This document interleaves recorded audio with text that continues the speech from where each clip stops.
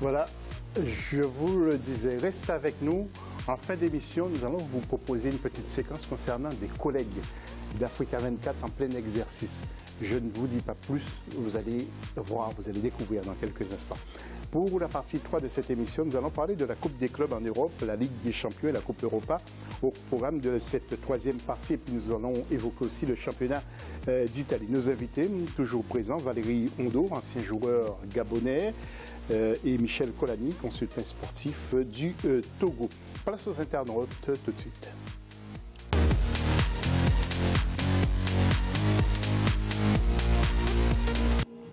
Alors, quel est le top 5 des joueurs africains que vous suivez de plus ou le plus à l'étranger? N'hésitez pas à continuer à intervenir sur notre Facebook Africa 24 et le hashtag Foot International maintenant. Foot International.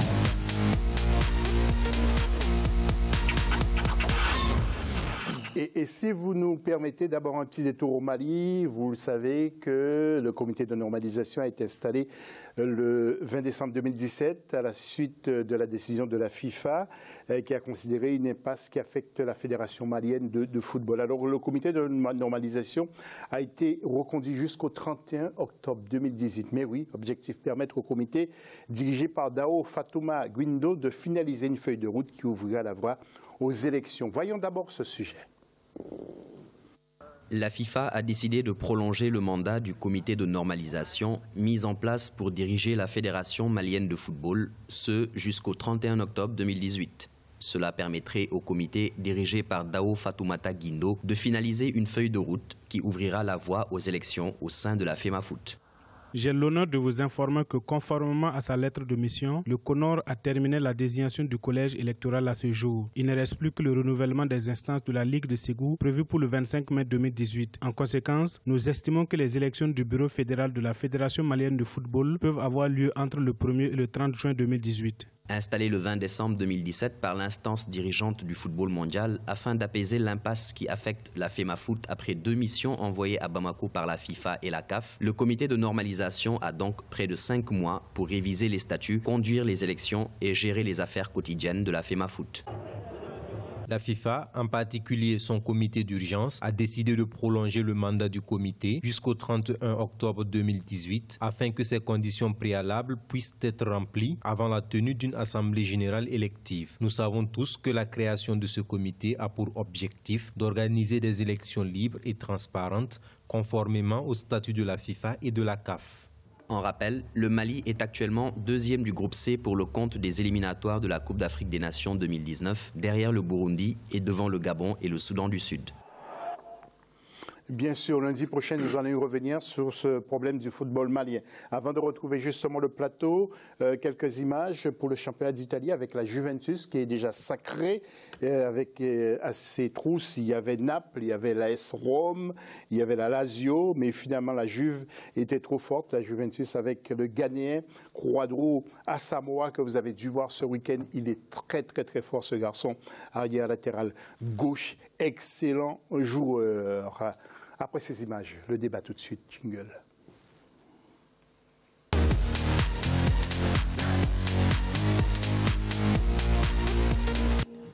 Valérie, en quelques mots, un petit mot sur le Mali d'abord, avant la Juventus. Ah ouais, le problème du Mali, ça ne date pas d'aujourd'hui. Hein. Mais de toute façon, si la FIFA prolonge le mandat du comité de normalisation. J'espère que ça va aller vite parce que le problème c'est que c'est l'histoire toujours de comité. Bon, moi je ne comprends pas la FIFA. Il faut qu'ils tranchent une fois pour toutes au lieu de mettre le comité et dans le comité il y a des problèmes. Oui mais attention Valérie, la FIFA finance les fédérations. Oui. Donc la FIFA doit avoir un œil sur ce qu'il fait. C'est pareil, enfin je ne suis pas là pour donner des exemples, hein, loin de là, mais c'est comme votre enfant, votre fils, c'est vous qui le financez pour aller à l'école. Oui, mais il y a quand même ce problème qui est dérangeant et récurrent avec la FIFA, c'est-à-dire qu'elle ne fait jamais les choses avant. C'est toujours un represseur qu'elle se présente pour dire, et notamment en Afrique, pour dire on va mettre un comité de normalisation parce qu'il faut qu'on revise les statuts. Mais Valérie, je vous arrête. Ouais. Peut-être ailleurs ça marche mieux. Mais ailleurs où on connaît des fédérations où il y a des problèmes entre membres, où il y a des problèmes. Nous avons, je me rappelle, je pense que vous m'avez fait l'honneur de m'inviter, où il y avait le président qui avait été élu, le président malien qui est là, et que le problème qui se posait au Mali, c'était 2 ou 3 ligues qui ne devaient pas prendre part à cette élection. Mais on peut faire plus simple. On peut faire plus simple. Oui, mais Valérie, on retire les voix et puis on valide l'élection. C'est-à-dire qu'on est en train de montrer à la face du monde l'incapacité des Africains à pouvoir s'assumer eux-mêmes. Oui, mais Valérie, est-ce que ce ne sont pas nous-mêmes qui prenons des bâtons pour nous faire battre?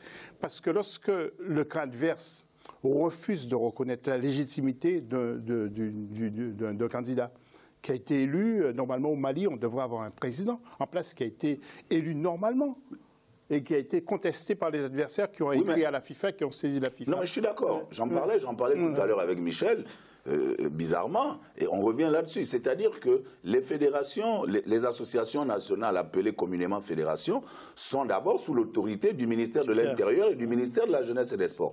Donc lorsqu'il y a un problème qui survient entre les membres, mais ce sont ces 2 institutions qui sont à même au niveau local d'abord de pouvoir régler le problème.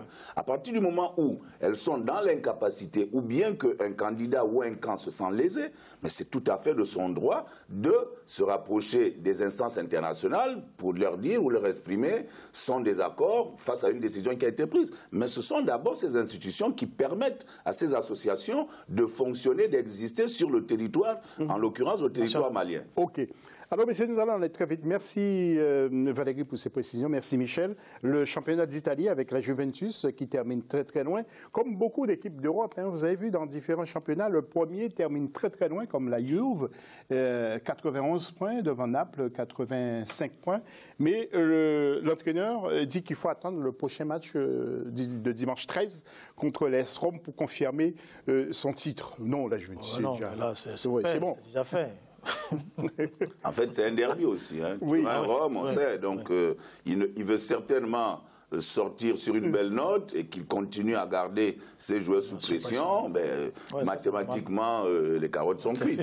Mais il faut rappeler que la lutte, elle a été âpre, parce que Naples, à un moment donné, est revenu à un point de la Juve. Et puis bon, là, l'expérience de la Juve et le talent de ses joueurs a fait en sorte qu'ils puissent remporter ce nouveau Scudetto. Oui. Monsieur Buffon, il vous a marqué? C'est un gardien, nous allons voir l'image. J'adore ce garçon. Bon, sa dernière sortie pour la Ligue des Champions, mais quel gardien qu'il fut, qu'il est toujours. Parce que bon, il bat le record des sélections. Il a arrêté sa carrière après l'élimination de l'Italie pour la prochaine Coupe du Monde. Mais à son âge aussi. J'ai pas l'impression que Valérie l'aime trop. Mais Buffon, de par sa longévité et de son talent, il force l'admiration. Bon, malheureusement, on aurait bien voulu le voir brandir cette Champions League, mais il est tombé sur une équipe du Real qui évolue actuellement, du moins en Champions League, sur une autre planète. Mais cela n'enlève en rien la carrière extraordinaire de Buffon, qui malheureusement paye un peu l'inconstance ou la mauvaise passe que traverse l'Italie. On aurait bien voulu le voir au Mondial pour, n'est-ce pas, boucler la boucle. Mais il peut continuer, je ne sais pas pourquoi il veut arrêter. Il peut encore... mais il a un peu de bouteille aussi. Mais nous allons enchaîner avec la Ligue des Champions et le Real qui se qualifie aux dépens du Bayern sur quelques images que nous vous proposons sur Africa 24. Donc vous voyez, c'était Real avec Marcelo qui remercie son copain. Et puis bien sûr Liverpool face à Rome, Liverpool qui s'est également qualifié avec Sadio Mané que vous voyez avec son fameux numéro 19.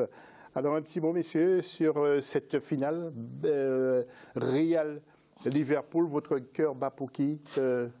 Moi, je pense que s'il y a la surprise, c'est Liverpool, parce qu'on ne l'attendait pas là. Liverpool, on ne l'attendait pas là. Bon, le Real défend son titre parce qu'il n'y a que le seul titre qui peut défendre, c'est ça. Le championnat, il sait que c'est mort. La Coupe du Roi, c'est fini. Maintenant, le seul compétition, le titre qu'il veut gagner, c'est ça. Mais Liverpool va Moi, en le voyant jouer contre Manchester City, non.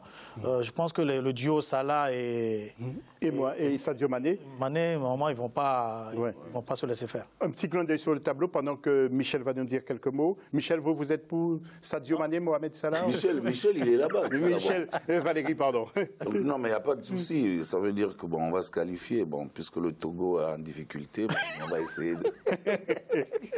Non, mais de dire simplement que je crois que le Real est une équipe qui est faite pour la Champions League. On la voyait balbutier son football avant de rencontrer le PSG. Donc tout le monde s'est permis de dire que, tiens, le Real est sur une jambe, mais il a tout de suite démontré que c'était un grand. Et puis là, cette troisième finale d'affilée est déjà historique. Ils voudront certainement la gagner, mais face à une équipe de Liverpool qui, avec Jürgen Klopp, a repris, on va dire, ses valeurs d'antan, de combativité, d'efficacité, avec un trio exceptionnel. Mané, Firmino et Salah qui marchent sur l'eau actuellement. Donc on va avoir, je crois, de par déjà le fait que Liverpool, du moins dans ses matchs en Champions League, tourne à 3 ou 4 buts, en plein également. Donc on va avoir du spectacle, mais il y a quelques petites inquiétudes sur Cristiano Ronaldo lors du dernier match contre le Barça. On va voir également comment va évoluer son état de santé, son état physique. Et la Coupe Europa, bien sûr. Aussi, vous avez vu la sortie d'Arsène Wenger, qui effectuait son dernier match ce week-end avec Arsenal. Grand entraîneur. Nous allons voir aussi le tableau, le tableau, directement Marseille, qui s'est qualifié aux dépens de Salzbourg. Mais Marseille a beaucoup souffert avec ses joueurs africains comme Bedimbo, Nji, et puis Aguissa et Bounassar. Bounassar que la France voudrait bien récupérer. Bon, je trouve ça dommage. La France aurait pu le laisser pour le Sénégal. Ah, mais c'est le Sénégal, il a tranché. Lui-même, il a tranché. Il y avait la Guinée, la France, le Sénégal. Il a dit... Bon. Donc, à la limite, le débat, il est clos.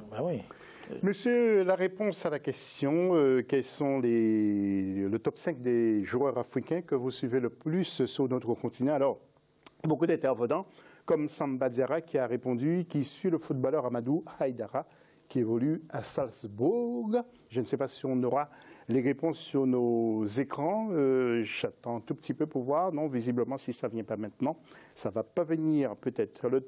Ça ne va pas venir. Le top 4 de Galceninho est 100% sénégalais. Il dit qu'il suit Sadio Mané, Keita Baldé, Kalilou Koulibaly et Idrissa Gueye. Il y a Malik Houbda qui nous dit qu'il suit Mohamed Salah, Sadio Mané, Aubameyang, Bertrand Traoré, Eric Bailly. Et enfin Thierry Ebengué qui nous dit qu'il suit Mohamed Salah, Sadio Mané, Sambon Anguissa, Karl Ekambi Toko, que j'aime bien. Grand joueur à Angers, très intelligent aussi, ce Camerounais, et puis Keita Baldé.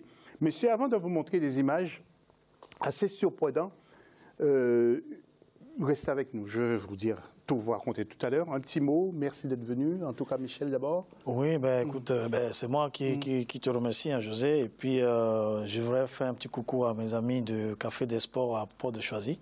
C'est là où je prends mon café le matin. Et puis, bon, on va voir nos représentants de la Coupe du Monde. J'espère qu'ils vont nous faire honneur. Et puis, on va leur supporter. Oui. Et puis, je voudrais juste, avant de donner la parole à Valérie, et pour conclure après, tirer un coup de chapeau à nos joueurs du championnat de France, comme Nji qui a fait une belle passe décisive à Payet pour le deuxième but de Marseille. Et puis aussi notre Burkinabé, M. Bertrand Traoré, qui a marqué 2 buts avec Lyon face à 3. Valérie, en 2 mots, un petit mot de conclusion avant de passer aux images. Restez avec nous, vous allez voir. Oui, déjà féliciter Marseille parce que même eux-mêmes ne se voyaient pas aller au bout d'une compétition aussi épuisante que la Ligue Europa. Et également rejoindre ce que Michel a dit. Nous sommes à quelques jours de la Coupe du Monde. On espère que nos joueurs africains, nos équipes africaines vont être les dignes représentants du continent et que pourquoi pas avoir une équipe africaine dans le dernier carré et de remercier également Arsène Wenger de par sa longévité et ce qu'il a apporté non seulement au football britannique mais au football du monde entier parce qu'il a lancé il a décomplexé beaucoup de jeunes footballeurs français qui étaient emprisonnés dans certains clubs. Il a permis à certains que le rêve se réalise et ce n'est pas toujours évident dans ce monde-là. Oui. Merci Michel, merci à Valérie. Avant de voir ces images, je voudrais juste vous dire que Africa 24 aura sans doute à partir de la saison prochaine une équipe dans le championnat, soit du Cameroun ou du Sénégal. Alors regardez bien les joueurs en entraînement sous les ordres de Benoît Serrier et une passe de Loris Bigaro en direction d'Ousenou Gueye, surnommé Sadius Mané, auteur d'un but. Et puis Corinne Kandem, que vous allez voir à la bagarre pour récupérer le ballon. Croyez-moi, elle a caressé quelques tibias avec les crampons que Lionel Messi, mais oui, lui a offert. Et puis, le drapeau sénégalais que vous avez dû voir, ou bien que vous allez voir, regardez, Corinne à la bataille, qui porte le numéro 10, grande footballeuse de l'équipe. Alors, bien sûr, présence aussi de Roazim, que nous surnommons Mohamedé Salah.